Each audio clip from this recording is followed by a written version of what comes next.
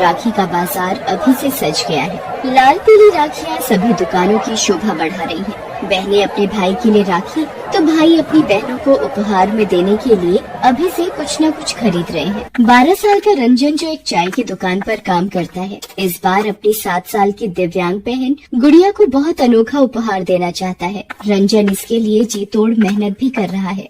अरे भाई, और कितनी देर लगेगी चाय में? अरे जल्दी लाओ यार। रंजन अपने हाथों में चाय की प्याली लिए उन ग्राहकों के पास आता है। ये लीजिए साहब, गर्मा गर्म चाय। रंजन के दिन की शुरुआत अलग अलग घरों में न्यूज़पेपर डालने से होती है। उसके बाद 10 बजे तक वो चाय की दुकान में आ जाता, फिर रात के 9 बजे तक यहीं रहता। उम्र उसकी भी ज्यादा नहीं थी। सुबह से रात तक वो अपना पसीना बहा रहा था ताकि अपनी बहन को राखी पर उपहार दे सके। गुड़िया रंजन की सगी बहन नहीं है। आज से 3 साल पहले की बात है। रात के 10 बज रहे थे। रंजन पूरे दिन काम करके बहुत थक गया था और वो फुटपाथ किनारे बैठा पाव खा रहा था। बहुत जोरों की भूख लगी है, लेकिन इस एक पाव से क्या होगा? पूरा दिन मालिक के यहाँ जी जान लगा देता हूँ, लेकिन 20 रुपए से वो ज्यादा देता ही नहीं। रंजन का कोई घर तो था नहीं, इसलिए वो काम खत्म करके और कुछ खाकर चाय की दुकान के सामने वाले फुटपाथ पर सो जाता था। आज भी वो सोने की तैयारी कर रहा था, तभी उसकी आंखों के आगे एक बहुत बड़ा एक्सीडेंट हो गया। एक ट्रक ने ऑटो रिक्शा वाले को जोरदार टक्कर मार दी। उस रिक्शे में एक पति पत्नी और एक 4 साल की बच्ची थी। टक्कर इतनी जोरदार थी कि मौके पर ही सभी की मौत हो गई। रंजन महीने में कम से कम ऐसे 2 एक्सीडेंट तो देखता ही था। आज भी उसने वो एक्सीडेंट देखा। एक्सीडेंट के बाद लगने वाली भीड़ को भी देखा। वो भी वहाँ भाग कर गया। पता नहीं लोग इतनी स्पीड में चलाते क्यों हैं? सभी के सभी मारे गए। अरे कोई पुलिस को खबर कर दो। अरे चलो चलो यहाँ से, पुलिस के चक्कर में पड़ोगे तो 50 सवाल पूछेंगे वो। फिर धीरे धीरे लोग वहाँ से बातें करते हुए जाने लगे। रंजन भी वहाँ से जाने लगा। तभी उस छोटी लड़की के शरीर में हलचल हुई। वो रोते हुए कहने लगी, बाबा बाबा। रंजन ने जैसे ही उस लड़की की आवाज सुनी, उसके कान खड़े हो गए। उसने देखा कि वो छोटी सी लड़की अर्ध बेहोशी की हालत में है। उसका एक पैर रिक्शे के नीचे दबा हुआ है। रंजन ने जैसे ही ये देखा, वो उसे निकालने की कोशिश करने लगा। कितना भारी है ये, जरा सा भी हिल नहीं रहा। लेकिन वो कहते हैं ना कि कौन कहता है कि आसमान में सुराख नहीं हो सकता, एक पत्थर तो तबीयत से उछालो यारो। रंजन की मेहनत काम आई। वो उस बच्ची के पाँव निकालने में कामयाब हो गया। वो उसे लेकर अस्पताल की ओर भागा। डॉक्टरों ने बच्ची की हालत देखकर उसे तुरंत एडमिट कर लिया। इसकी हालत तो बहुत खराब है। कौन है ये बच्ची तुम्हारी? डॉक्टर साहब, मेरी तो कोई नहीं है। सड़क पर एक्सीडेंट हुआ था, उसी में ये घायल हो गई थी। शाबाश, तुमने बहुत नेक काम किया है। उस बच्ची जिसका नाम गुड़िया था, उसके पाँव से बहुत खून बह गया था, इसलिए डॉक्टरों को उसका एक पाँव काटना पड़ा। रंजन हर दिन शाम को काम खत्म करके गुड़िया को देखने अस्पताल आता था। धीरे धीरे गुड़िया की हालत सुधरने लगी। रंजन को गुड़िया से बहुत लगाव हो गया था। वो हर दिन अस्पताल आता, उससे बातें करता और कहता कि गुड़िया तो अब जल्दी ठीक हो जा। गुड़िया को पता लग गया था कि उसी ने उसकी जान बचाई है। उसे ये भी पता लग गया था कि उस दिन हुए सड़क हादसे में उसके माता पिता की मौत हो गई है। गुड़िया रंजन को भैया कहकर बुलाती थी। गुड़िया के मुंह से भैया सुनना रंजन को बहुत अच्छा लगता था। एक दिन जब वो अस्पताल आया तो उसने देखा कि गुड़िया बैसाखी के सहारे चुपचाप उदास सी खड़ी है। अरे गुड़िया, क्या हुआ? तू इस तरह उदास क्यों खड़ी है?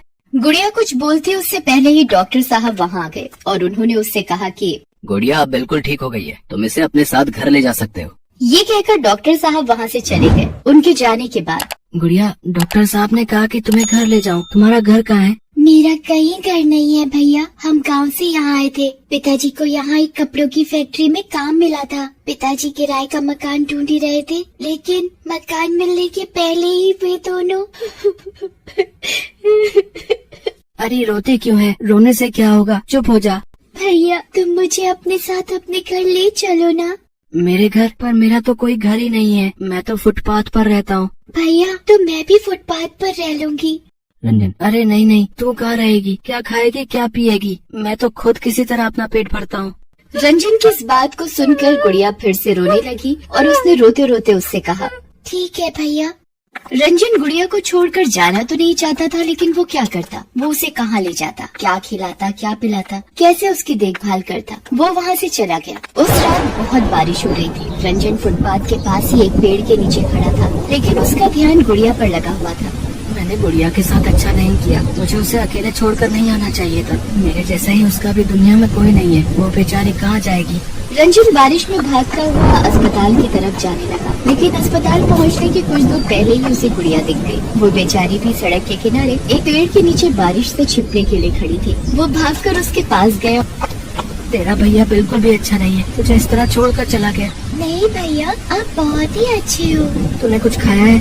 नहीं भैया, मुझे तो बहुत भूख लगी है। रंजन ने अपनी जेब में देखा, 5 रुपए पड़े थे। सिर्फ 5 रुपए ही है मेरे पास, बिस्किट खाएगी तू? कुछ देर बाद बारिश बंद हो गई। रंजन ने उन पैसों से बिस्किट खरीदा और गुड़िया को खाने को दिया। उस रात गुड़िया भी उसके साथ ही फुटपाथ पर सोई। लेकिन धीरे धीरे रंजन को गुड़िया का इस तरह बाहर रहना अच्छा नहीं लगने लगा, इसलिए उसने न्यूज़पेपर बेचने का काम भी शुरू किया। फिर 750 रुपए किराए पर एक बहुत ही छोटा सा कमरा लिया। यही नहीं, उसने चाय की दुकान के मालिक से भी कहा कि वो उसके पैसे थोड़े बढ़ा दे। उसने उसके पैसे भी बढ़ा दिए। एक दिन, देख गुड़िया, मैं तो पढ़ नहीं सका ना, अब लगता है कि पढ़ पाऊंगा, लेकिन तू पढ़ेगी, मेरी जैसी नहीं रहेगी।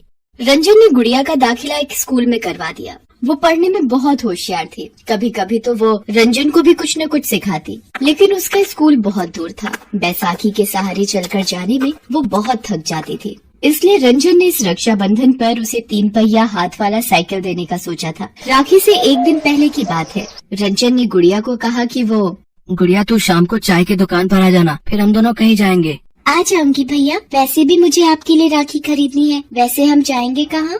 रंजन ने ये नहीं बताया था कि वो उसे 3 पहिया साइकिल देने वाला है। लेकिन जैसे ही गुड़िया शाम को चाय की दुकान पर पहुंची, उसकी तो रूह कांप गई। न जाने चाय की दुकान में कैसे आग लग गई थी। रंजन आग के लपटों में घिरा हुआ था और बचाओ बचाओ की आवाज लगा रहा था। बचाओ बचाओ, अरे कोई मुझे बचाओ। लोगों ने भीड़ तो बहुत लगा रखी थी, लेकिन कोई उसकी मदद को नहीं आ रहा था। आवाज लगाता लगाता वो बेहोश हो गया। गुड़िया ने जैसे ही ये सब देखा, वो आग की परवाह किए बिना दुकान में चली गई और अपने भाई को बाहर ले आई। हालांकि उसे बचाने में गुड़िया थोड़ा जल भी गई थी। रंजन भी जल गया था। फिर गुड़िया उसे लेकर अस्पताल पहुंची। रंजन की हालत को देखकर तुरंत ही उसका इलाज शुरू हुआ। 24 घंटे बाद उसे होश आ गया। होश में आने के बाद उसे पता लगा कि किस तरह उसकी छोटी बहन ने उसकी जान बचाई है। गुड़िया, राखी पर तो भाई अपनी बहनों की रक्षा का वचन देते हैं। तूने तो अपने भाई की ही जान बचा ली। देखना, मेरी ऐसी हालत हो गई है कि तेरा भाई तुझे कुछ दे भी नहीं पाया। वो ये कह ही रहा था कि गुड़िया ने अपने कपड़े का एक छोटा सा टुकड़ा फाड़ा और उसकी कलाई पर बांधते हुए कहा कि मुझे कुछ नहीं चाहिए भैया, बस आप ठीक रहे। मेरे लिए यही सबसे बड़ा राखी का उपहार है। रंजन ने अपनी कलाई पर बंधी उस अनोखी राखी को देखा और उसे कहा कि तू दुनिया की सबसे अच्छी बहन